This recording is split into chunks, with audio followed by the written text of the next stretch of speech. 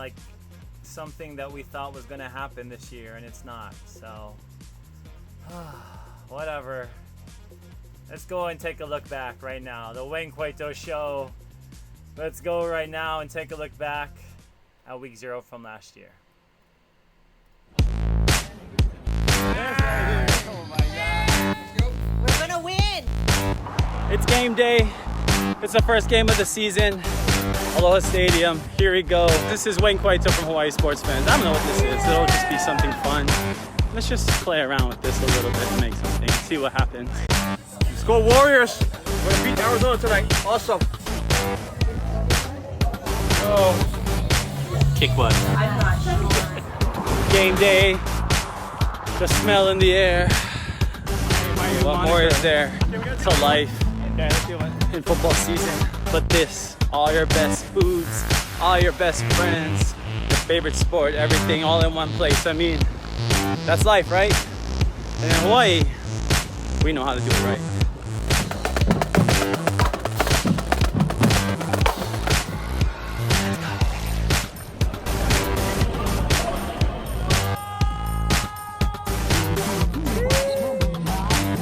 Making it interesting, but it's okay. It's our first game of the season.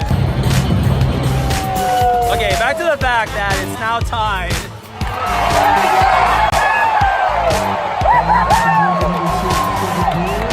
Oh, we won! We won. It was amazing and glorious, but also extremely stressful. Some fun. That's right, yeah! 1-0, baby. 1-0, we'll take it. We'll take it, we'll take it, we'll take it. All right, can you believe that was a year ago already? Week 0, a tradition, the Hawaii exemption, the NCAA rule that allows any team, plus Hawaii, plus any team that plays in Hawaii, any opponent that comes to Hawaii, usually about 7 teams, to play an additional game. And since 2016, that game could actually be played before the traditional start date for the rest of college football. So in 2016, Hawaii played Cal. In 2017, and that was the first week 0 game. So we're going to go back and revisit that game later. But that Arizona game was from last year, 2019. So 2016, 2017, 2018, 2019, it would have been the 5th week 0 game in a row to this weekend against Arizona in Tucson. So definitely going to be the first time a lot of us start to realize just how painful it is without football season. But you know, I'm hoping a lot of you stay strong and we stay connected, and as fans that we continue to support each other, because it's going to be some serious withdrawals going on. And I know a lot of you who are huge fans. I know Shane, our Lalao Head resident right there, he's taking it hard. So if you see Lalao Head, buy him a boba ice cream, because you know he'll love that. So we're gonna talk to Kamaka, or I did talk to Kamaka last week actually. As you know, he was on the preliminary card of UFC 252, the first fight of the night, and usually the one that people are like, it's the first fight, but it was so good that he won Fight of the Night honors and took home additional money actually. So big win for him, and he's serious now because that was his debut, and now he's a contracted fighter in the UFC, and we caught up with him last week, so we're going to talk about that. We're also going to talk about the NBA, obviously big news, the Milwaukee Bucks boycotting their game, obviously back in their home state of Wisconsin. Jacob Blake, another black man, unarmed and shot by the police. So it's something that's going to be talked about again in the airwaves, as it should be, and something that I want to go back to. I encourage you all to go back to the show, our Listen to Black Voices show in June. Just scroll back down on our videos on YouTube or on Facebook. We talked to Derek Branch. That's another great episode, and hear the pain, hear the struggle of our own Ohana, black members of our own Ohana who played football, or fans, or coaches, and who are struggling and are hurting at this moment. So we want to send out a shout out to them as well. So before we get to that, though, let's talk to Kamaka. Let's hear from our brother all the way up there in Las Vegas, Kamaka. On Saturday, You were on ESPN. You were on the main ticket. You know, I mean, people, they didn't get to see the pay-per-view. It's okay because it was free, and we all got to see Yeah. you on ESPN, and everybody's cheering in their houses, and everybody's going crazy. So that was such a cool experience. But just talk about that moment specifically right before, you know, the judge's decision came down, and, you know, did everything start to sink in, or how are you feeling about it in that moment? I guess when I'm waiting for the judges to read the scorecard, I'm pretty confident. I trust in my corner there. My cousin Ray, you know, he's a realist. So I asked him, I was like, "Did we get it?" And he said, "Yeah." He said, "Oh yeah, we got that." And I mean, I thought I won the fight myself, but I wanted to make sure. So I asked him, and then he said, "Yeah, we got it." Just based on, you know, that how that last round went. Um, I actually thought I lost the second round. If there was any round that I did lose, I watched it again. I was like, I think I won all 3 rounds. I don't not by a large margin on that second round, but I thought I won all 3 rounds. And then you know, so and then I seen the judges scorecards now, like the past couple of days. I think one judge or two judges had me winning the first and second rounds. So which I thought I lost that second round. And one judge had me one round, the judges rounds 1 and 3. So sorry, I'm just getting picked up, but don't pay attention. No worries, no worries. Yeah, so yeah, so I just thought I won rounds 1 and 3, and I mean, I thought I won rounds 1 and 3, and I lost that second round. But other than that, so I was pretty confident. Well, you know, at that moment too, the thought of being a UFC fighter and having your debut, was that something that was in your mind right there, or was that something you had to shake off because you had to focus on your fight? You know, when you finally got that contract, you finally got to have your name officially be listed as a fighter in the UFC. Yeah. I don't know. I it's more of a relief more than anything. Can you call me to shut that door, coach? And so I mean, I expected to be here. But if anything, it was just more of a relief that I finally got here, you know? Yeah.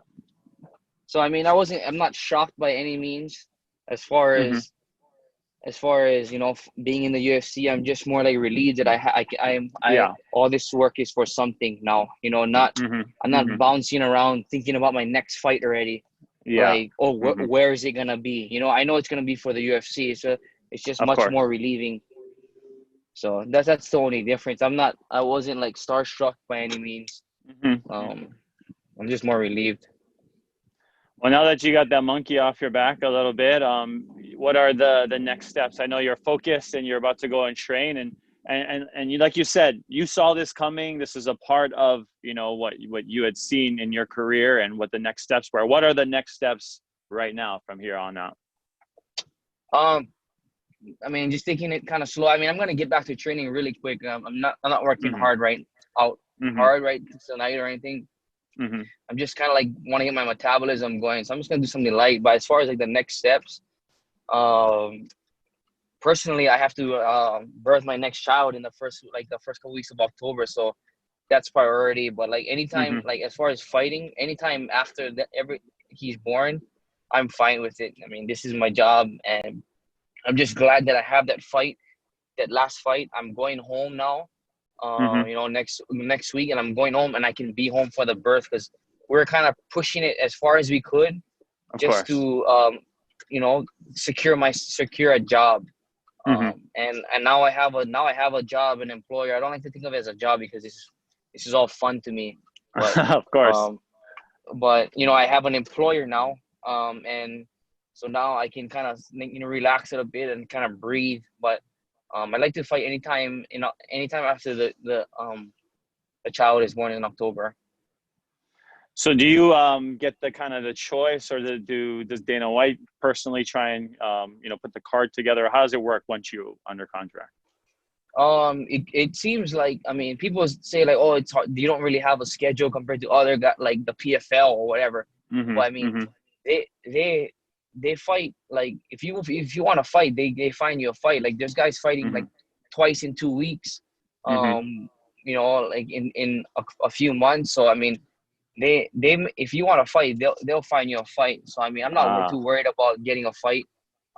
You know, because when I'm ready, I'm gonna be able to get a fight, especially with the last fight I had. I mean, I don't think they're gonna hold any punches trying to find me another fight. You know, as long as I keep trying to keep entertaining and performing, it's gonna be hard to deny me of getting a fight.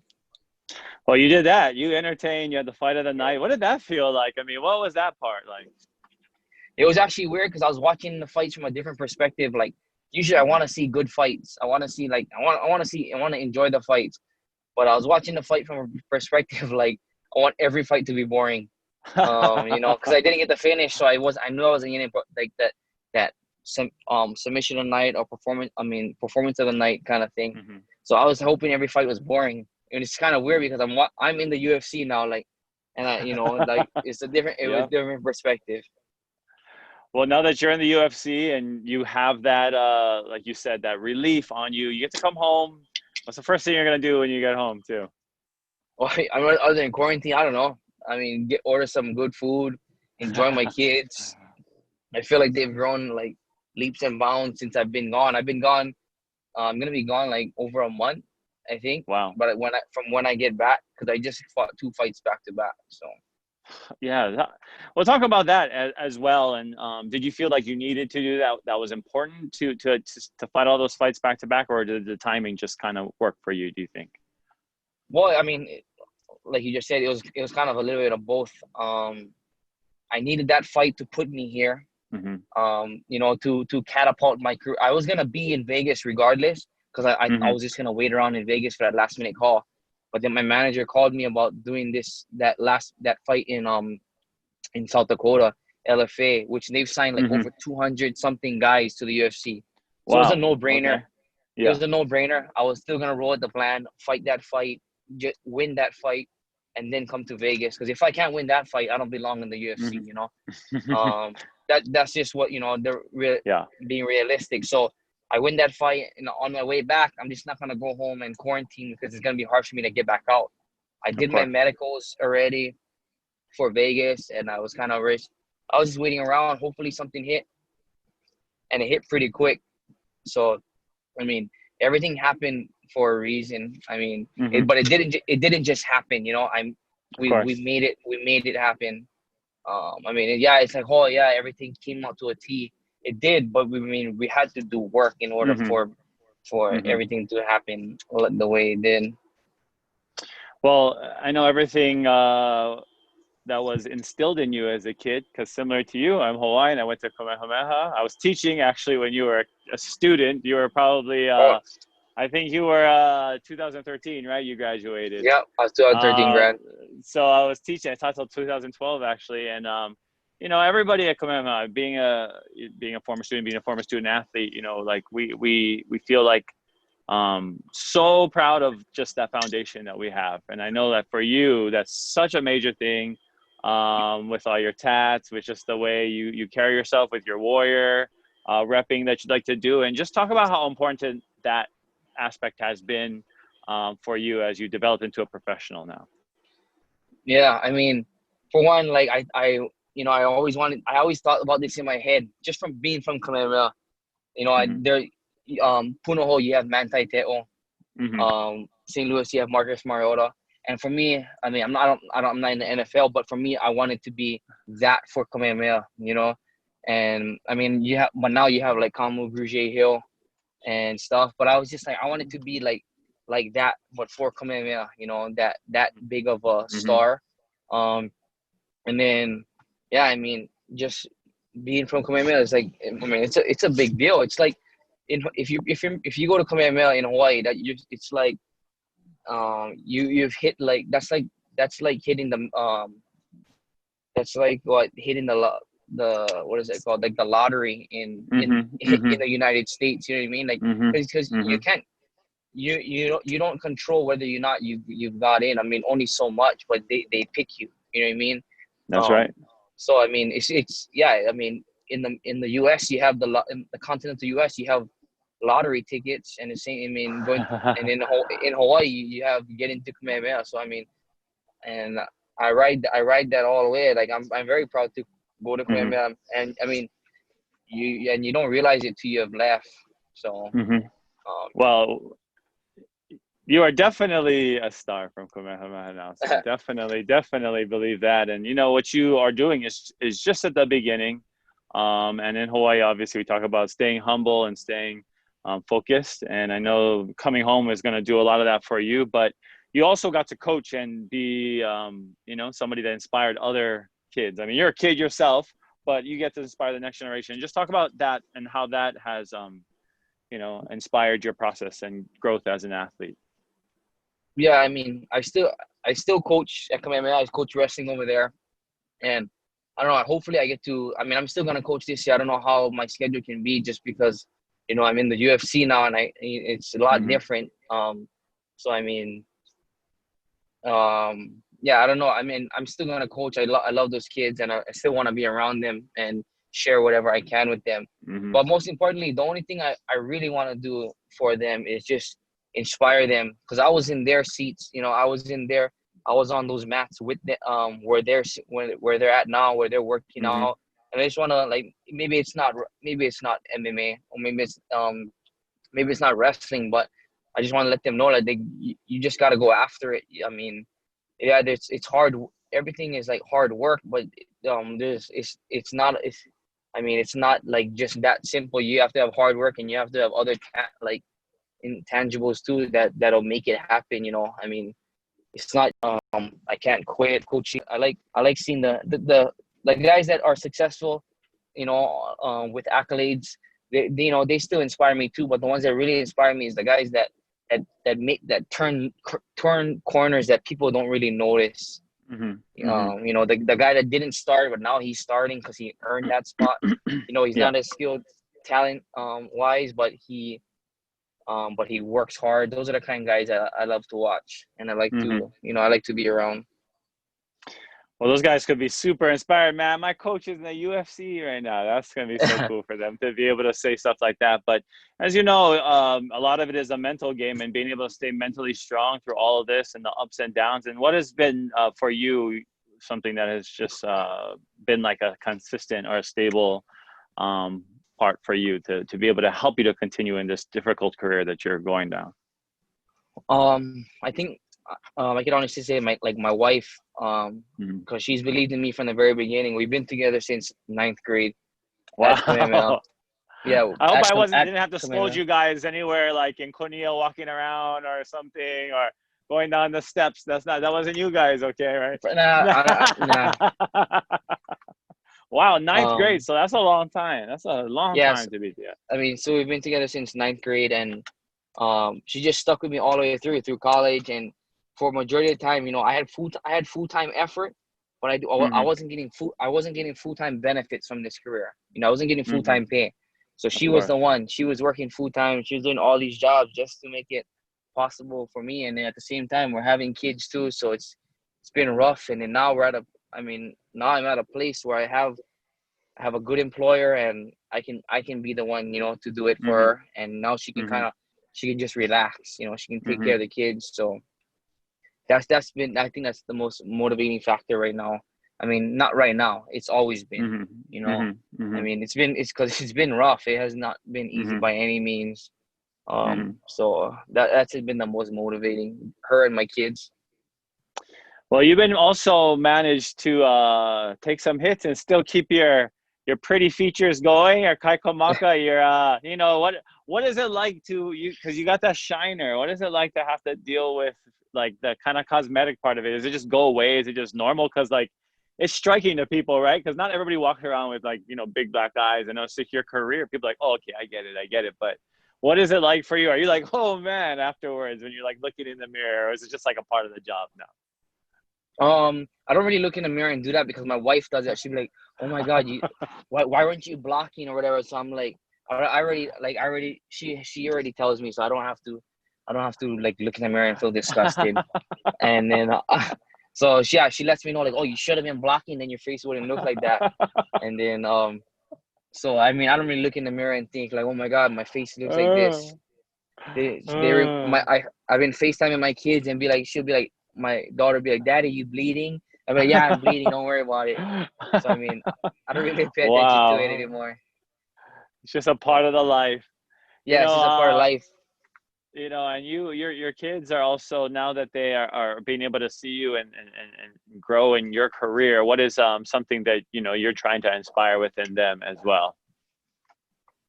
Um, I mean, I don't really necessarily want them to fight or whatever, Mm-hmm. but I just want them to, have a little grit.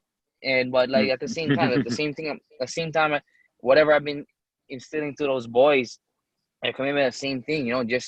Just work. I mean, you gotta work hard, but you gotta go after it too. You gotta make yourself readily Mm-hmm. of it and always be ready. That's it. That's what I've learned from this whole experience, and I hope just to give everybody else that everybody. I mean, because that's what I can teach you. That's what I've been through.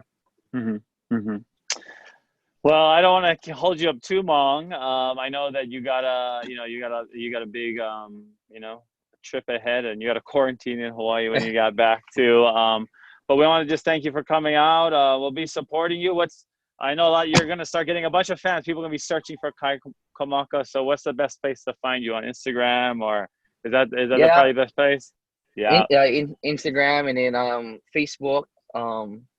I try to keep up. I try to write back to as much people as I can, but it's been crazy. So I mean, sorry if I don't reach out.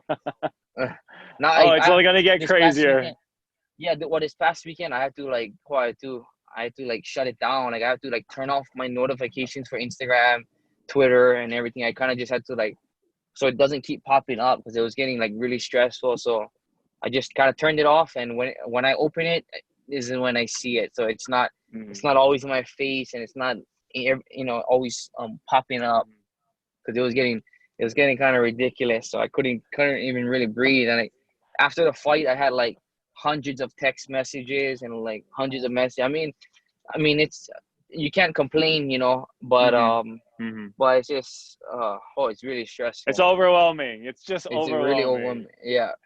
Well, I mean, that's So what happens when you're the star, right? So, I mean, I feel bad. It comes with a burden. I feel bad because there's my phone is full, and then somebody's calls, and they're like, hey, did you see my text or my message? I'm like, oh no, I didn't. But I don't by any means want to come across I don't care, or I did, I just bro, it's been crazy, and I try to write back as much as I can.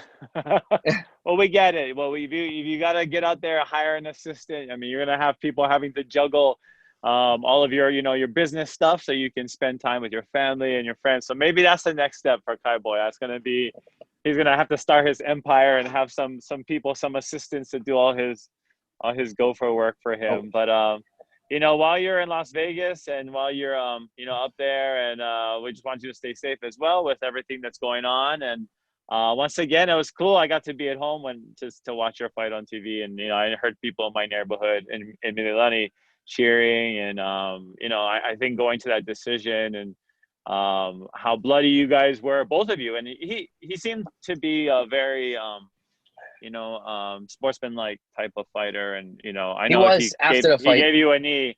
He gave you a pretty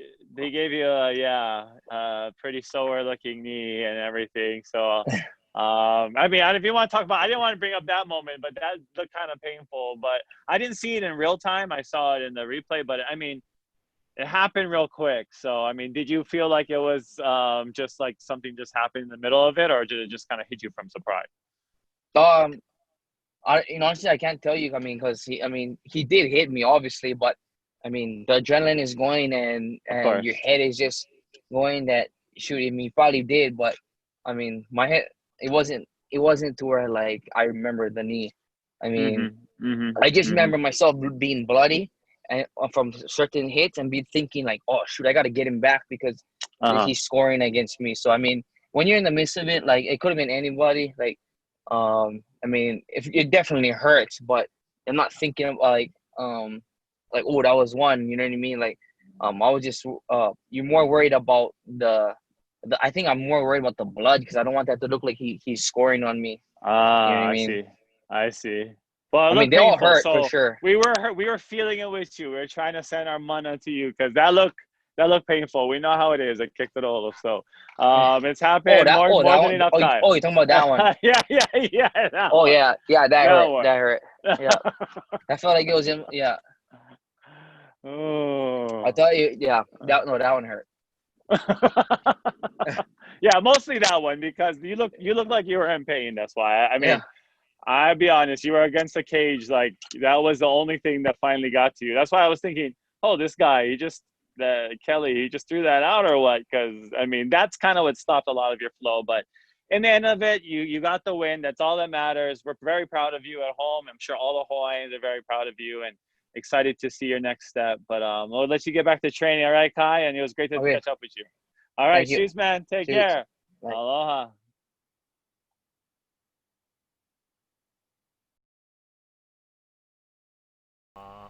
Alrighty, that was Kai Kamaka, and that was fun to see him happy like that and just basking in, you know, the joy of victory and being able to win that huge fight. So we're just gonna follow him. We hope, and we know his star will continue to shine. So just a shout out to Kai Kamaka.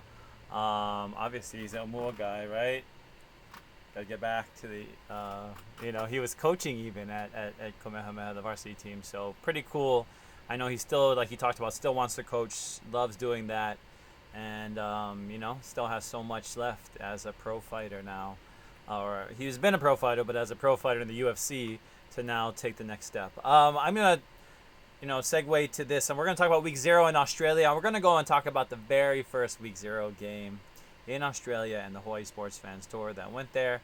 But we need to talk about this. Obviously, this happening today.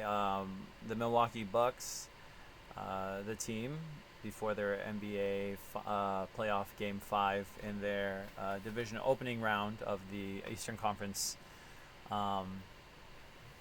side of the NBA playoffs, they called it off and said that they weren't going to play, and they all stood together and they made a statement. So I think that's something, definitely go look it up, go watch the statement, go hear what the coach has to say. It sounds like they're all in solidarity. Remember, this is also something they talked about in the collective bargaining agreement the last time, no striking. So this is something that goes against, they have to, they're actually breaching their contract to do this. So this is kind of a serious and more baseball, MLB teams, MLS teams have stood in solidarity and called off their games as well. So this is a movement, and I think it's something that needs to be recognized, and it's something that the players are going to be doing more often. Like I said, everything changes. Like I've been talking about on the show from the beginning about how the players and their movement and their individual movements, and a car outside my window going crazy. But the MLB coming around, I think teams are coming around. I think the NHL is coming around. They did not call off their games, but I wasn't expecting that. I don't think a lot of people are expecting that.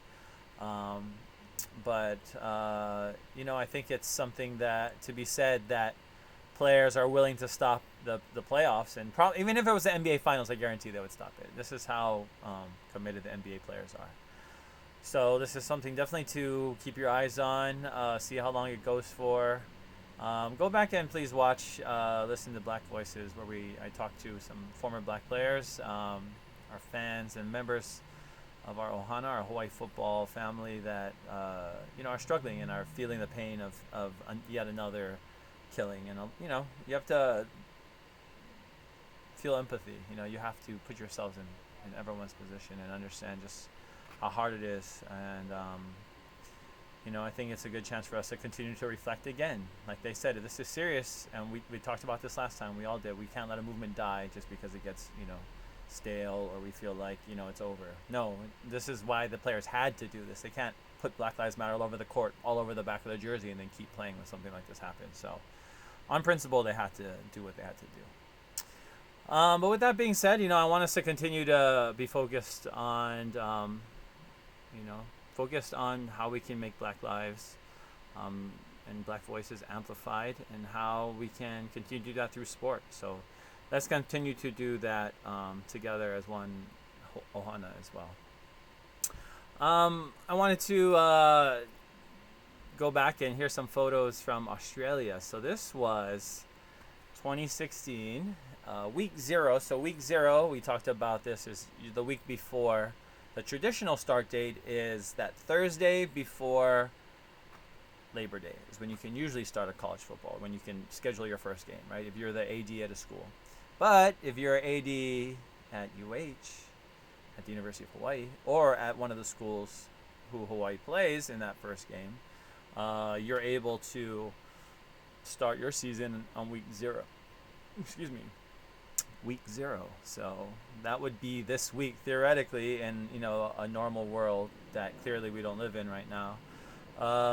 So I wanted to go and reflect on how cool it was, and standing in that. That's this photo.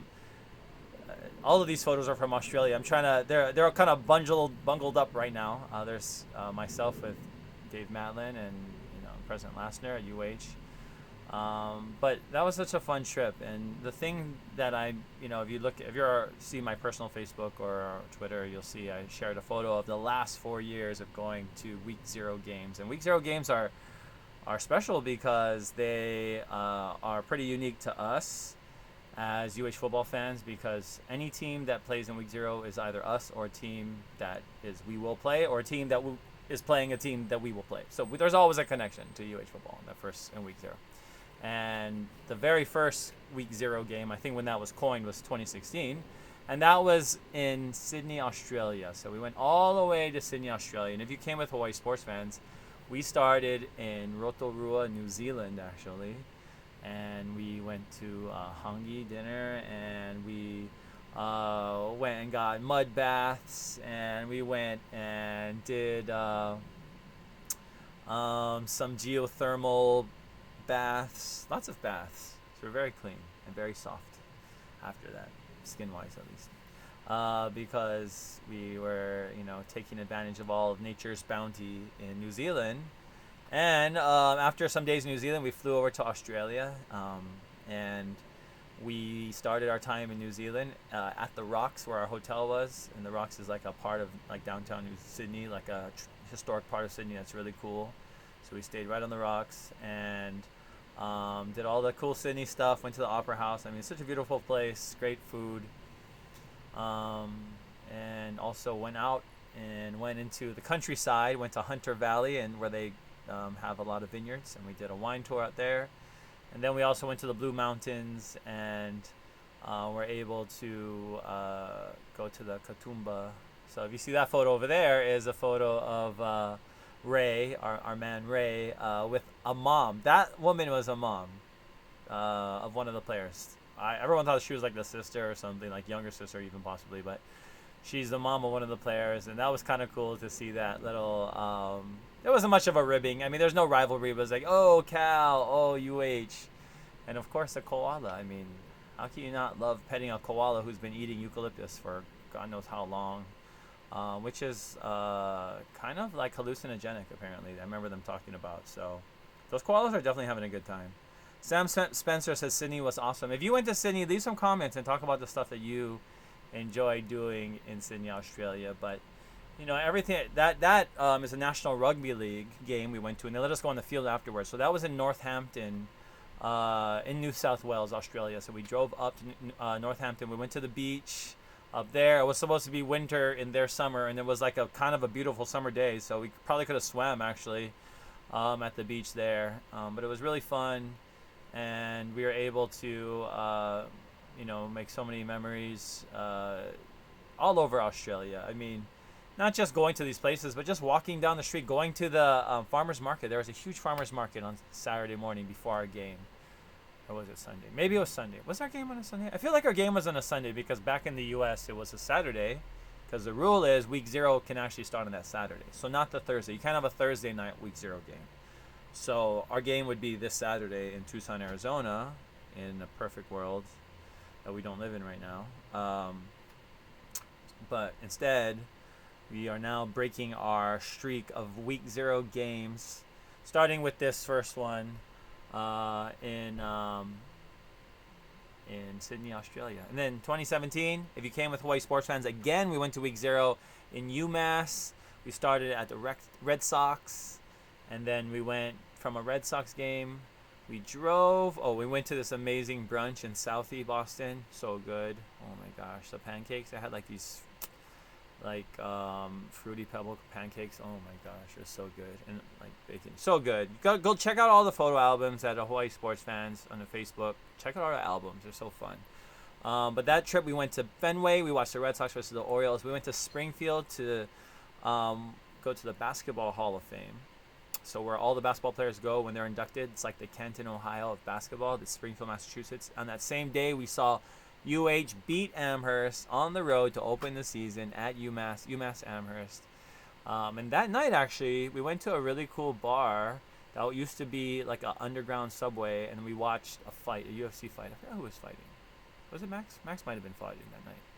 And then we drove to Cooperstown the next day to go to the Hall of Fame, Baseball Hall of Fame. And then we drove down through the Catskill Mountains, and we went to this brewery that was in this like the cod, the flying fish capital of the world, which is like in New York, and it was a really good brewery, and like a golden retriever at the front, and just like the countryside of America you would think of. And New York has very beautiful countryside too. I mean, if you think of New York just as New York City, you are not thinking about some really beautiful countryside that they have in New York. And then we drove down to the Bronx, New York, and we actually stayed in the Bronx. Yes, we stayed in the Bronx. Hopefully that doesn't lose customers, because it was actually a fun experience. And even though our Uber driver was like, wait a minute, you're staying here? And I was like, yes, we're getting the full experience. So I don't know if I would stay in the Bronx the next time. Not that there was anything wrong with it. It was just kind of fun to be there, but it's just not a thing typically that people do. So it was fun to be able to do something that was kind of out of the ordinary. And we walked from our hotel in the Bronx, and we walked all the way to Yankee Stadium, and we got hot dogs, and then we went into Yankee Stadium to the game. And then the next day, everybody went home, and I went to the U.S. Open and watched tennis and met Venus Williams. How crazy is that? My favorite player. So a lot of cool stuff happened, and that was week 0 in 2017. 2018 week 0 was at Colorado State, Fort Collins. That was a big game for Cole McDonald, and a memorable game for him. Memorable game for me too. That's a different story. We'll talk about it another time. In 2019, last year was at Aloha Stadium, finally a week 0 game at our own stadium, and that was in Halava, and it was so fun because so much good food. I love our games. I love traveling. Obviously, this is why I have Hawaii sports fans to travel, and I want that excuse to be able to travel my whole life. Whenever UH is playing an away game, I always ask my parents, can I go to this game? Can I go to this game? Of course, the answer is always no. Mostly always no. And finally, my senior year, I have that photo somewhere, actually. I just found it. My photo from my first UH football game. I have my memorabilia, some of my memorabilia behind me over here. But anyways, when I find it, my first UH football game was in 2000, road game, that is. My first UH home game, to be determined, because I don't know. I mean, I don't think my parents kept track of when they took me as a baby. They were like, oh, we went in this game, but I don't know. So my earliest memory is probably 91-ish, 92, and I couldn't remember in my head. But I've probably been going since like the 80s. But my first road game was 2000 in El Paso, Texas. Timmy Chang's first start. That was a crazy game, but we lost. Anyway, so going to all these road games has been amazing for me, and we would have done it again this year at Tucson. We would have returned the favor to Arizona. So I'm hoping that we can get a spring season. I'm hoping that we can get something that's going to inspire us to want to have that same feeling, because it seems like it's August and the world is a little bit upside down. It's like, when are we gonna be able to go back to the way things were? And it's like hard for me sometimes to look at these pictures, because it's like I don't even know. I legit don't even know. I'm considering talking about football. Stay on the topic about football this year, though. I might not be able to make week 0 of college football this year, but week 1 of the NFL, I'm considering it. If I can get into that Kansas City game, I actually would consider going. So let me know if any of you are planning on going to a game, if it's limited capacity. I guess you have to sign your life away, but if your life is going to games, it's probably worth it. Probably for me anyways. And the defending champs, obviously Kansas City Chiefs. Our last, that wasn't our last tour. Our last tour this year was in March, but before that, our last tour where we actually saw games was the Super Bowl tour, Super Bowl 54. Go back and look at that album as well. It's so fun. And I want you to come to Super Bowl. Tell all your friends, if you want to go to Super Bowl, yes, expensive. It's very expensive. It is expensive. I'm not going to front. It's expensive, of course. I mean, it's the Super Bowl. That's that level. And if it's like too expensive for you or you're like, no way, then it's not for you. I mean, I don't know what to say to you. It's like, I mean, things are expensive that people like. Some people drink Fiji water. Some people just drink from the tap. You know, it's different. But not to say my tours are Fiji water, because I think my tours are higher than that. But my tours are one of a kind. Just like, something that you've never done before. And that's what I want, that experience. And that's what happened in Australia. That's why we went on all these different little side tours, going to that National Rugby League game, seeing what pro sports looks like from the Australian perspective. I mean, that was really fun. That's not something that any other tour group that I know of did. I mean, maybe some people might have done that on their own, but to be able to pull this off is something I look back and I'm like, man, I'm glad we did that. I'm shocked. You know, I remember thinking like, man, all of these little separate parts and being in Australia and not knowing what to expect, but everything went so well and perfectly. And I would love to go international again. So maybe we need like a Premier League soccer tour or something soon, but I don't know. I mean, it's hard to talk about traveling sometimes, obviously, when you don't know when the next game is going to be. With that being said, if anybody has anything, everybody's very quiet today. I know it's a rough day. With some, I don't want to say they're calling it quits, but some clearly it's not a normal day in the NFL, nor is it a normal day in MLS or in the MLB. And that's something that we probably should talk about as well. And I'll spend the rest of the show probably talking about that. If anybody wants to bring anything up, because the bubble, I thought, has been going really well. I've been enjoying the NBA season in the bubble. I've been very pleased with just like the level of play, like the intensity. It's like the players got right back into it. And you don't lose it that much, I guess. It's not like they were out for years, but at the same time, to see how level they play at, they backed up all that talk. They backed up all of the the protesting, all of the mandates that they had in terms of what conditions needed to be met for them to play in the bubble, which is something that the players need to. All players, all professional players in all leagues need to look at that as an example. You have to band together as labor and be able to demand what you deserve, and it's only going to get better from there. I mean, it's one thing to allow certain conditions in your contract to just lapse every year, but when you are engaged, as the NBA membership is, as the NBA Players Association is, you're going to be able to see more protests and more cohesion. And, we won't see like before. I don't think we're going to have as many players standing out alone anymore, ever again in any sport. I think players will be more, like a lot of players were afraid of Colin Kaepernick, afraid of associating themselves with him. Like, as much as they want to act like, yeah, they supported him in private, a lot of them didn't want to be seen, near him on the field while he was kneeling. A lot of them didn't want to be seen with him, kneeling down next to him, So as we continue to see player protests grow, we're going to see more solidarity. And look, other sports already following suit. And Naomi Osaka, if you, the Japanese, black Japanese tennis player. She says, "Before I am an athlete, I am a black woman," she wrote on her social media. "And as a black woman, I feel as though there are much more important matters at hand that need immediate attention rather than watching me play tennis. I don't expect anything drastic to happen with me not playing, but if I can get a conversation started in a majority white sport, I consider that a step in the right direction, and that's true. And the sports themselves, you see the reflection. I mean, NHL is not the most diverse sport, and not that it has to be. I'm not saying that these are, but we're trending in a place where leagues are becoming more diverse, and those are the ones that are more responsive to acts of injustice that require athletes to use their platform to be able to spread awareness for.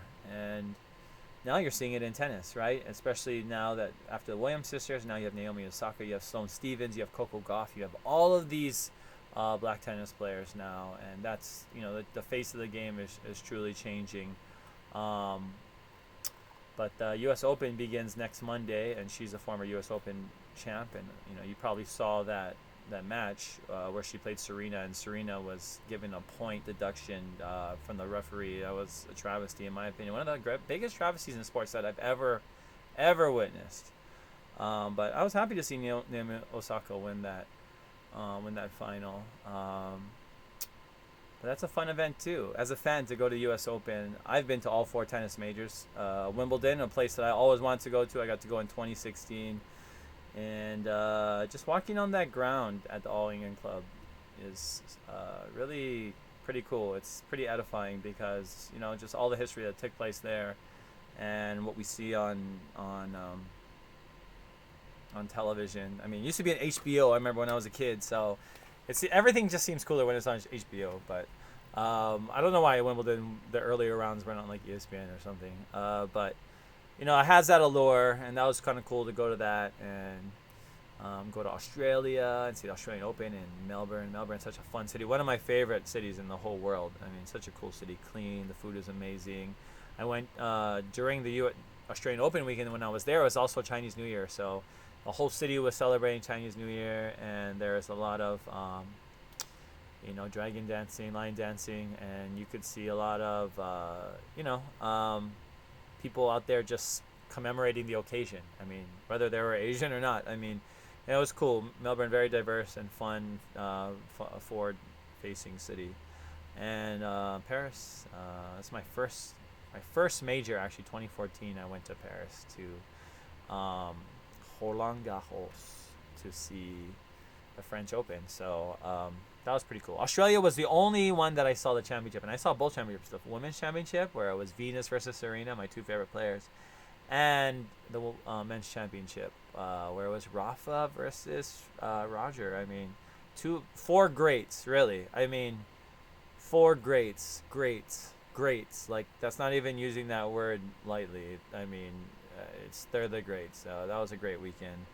I'm using that word again, but those are kind of adventures. I really infuse all of these memories, all of these experiences into what I'm doing at Hawaii Sports Fans, which is helping you just achieve your dreams. If you look on my on our social media today, Hawaii Sports Fans, we posted a photo of Ray, as you saw him earlier with the koala and just all his different faces. Ray is such a great guy.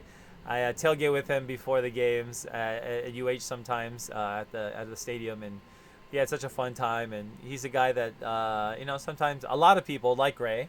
Sometimes you don't have all these crazy people around you trying to get you out of your shell, and he had a good time keeping up and having fun with all of us. And that's what I want you all to come away with when you come on a Hawaii Sports Fans tour. It's just that experience of being taken care of, but B, just having fun and realizing that you're there to have a good time. Like, I want you to have a good time. I just want you to have fun, and that's what I want to do. I want to spend my life having fun. I want to spend my life making money and doing things just for money or sitting in an office. I mean, I could do anything. I could have done any of that. I could have done any job. I turned away from my PhD program at UH 13 years ago, and to the day almost, when UH started its fall semester 2007, and I decided that I wasn't going to do that. I was going to go do some other crazy stuff and try and be on TV and do all these TV things and go on trips. And that's what's at the core of Hawaii Sports Fans, is a true burning desire for me, for the founder of Hawaii Sports Fans, Wayne Coito. I mean, that's what I do. That's my life. So everything that we do here is pure. Everything we do is genuine. It's all for the love of the sport. It's all for the love of the people around us. You know, if you come on our tours, everybody, I see a bunch of people logging in on the Facebook, and a lot of your names I've known for years because you're former clients, but you became really great friends, and we say hi at the games, we hang out at the games, sometimes the home games, and we catch up, and that's a part of it too. It's being a part of this I don't want to say like a fraternity, because we have probably more women than men, maybe even as clients. I mean, that's a cool part about Hawaii Sports Fans as well. I mean, we're very diverse gender-wise. We're diverse in many ways, and I love that a part of my business, because that's the America that I enjoy seeing when I go out and I'm going to the games and I'm bringing Hawaii to any place that we go. I want to infuse that diversity and the richness that we have in our culture in Hawaii, and football being a part of that local culture. You know, there's no football in ancient Hawaiian Kanaka Maoli culture, but in the last 100 years, at least in Hawaii, football has been a way that families have come together, that religious groups have come together, that different affinity groups have come together, and to watch, to play. It's a part of the culture at our scholastic culture, intercollegiate, and that's why it's important. Even when we don't have football, even when we're trying to just get through this pandemic, I hope we take we take time to reflect on the other parts of sports that I really like to emphasize on our trips, and that's just the fellowship and the fun and the food. Lots of F's. I was gonna say that. Anyways, and just feeling like nothing else in the world matters. Like sometimes when I'm thinking about a game and I'm like, man, I just want to go to that game. Nothing else. I don't even care about what I do, anything else. I just want to go to the game so bad. Like if it's Saturday and it's hard to focus, and it's like Friday and it's like, oh my gosh, the game was on Saturday. It's a big game. It's like I got tired of like trying to work through that. I just wanted that to be a part of my life, is that anticipation. So I want to help that inspire that fire within you to continue to watch sports, to continue to travel. And I want you to come with me, because we're going to have so many more trips to go to, and I'm going to add all these different trips to my wall, and all the different places that I've been able to go, and it's been amazing. So many different trips, so many different amazing memories, and inspired by my grandmother, who I always keep behind me as well, as you see her right here, that picture. So I'm very grateful for all of you. Please subscribe on YouTube. You're on YouTube. I need more subscribers now on YouTube. We could use subscribers. We could use some likes on Facebook still. I want to get to 1,000 now. Let's get to 2,000. Let's keep going. And Twitter as well. If you're on Twitter, come find us on Twitter. Twitter.com/Hawaii Sport, HI Sports. It's HI Sports Fans on Twitter. So that's the difference. HI Sports Fans on Twitter. Hawaii Sports Fans on Facebook. Hawaii Sports Fans on YouTube. HI Sports Fans on Instagram. And so if you are interested in finding out about any cool events, we might not be able to travel to games this fall, but we might have some events not even just on Oahu, around the state. So if you want to be involved in some cool events that I have planned and working on with even some other people, maybe some other entities within the sporting world in Hawaii that are coming together to find ways that we can stay occupied in the fall, subscribe on the website, hisportsfans.com. Fill out the form. Get us your address. I'm also going to have exclusive Zoom webinars. You can only access if you're on the email list. So join the email list at hisportsfans.com so that I can blast out all the latest information. Continue to support each other. Continue to malama each other. And have a good Wednesday night. Black Lives Matter. Aloha.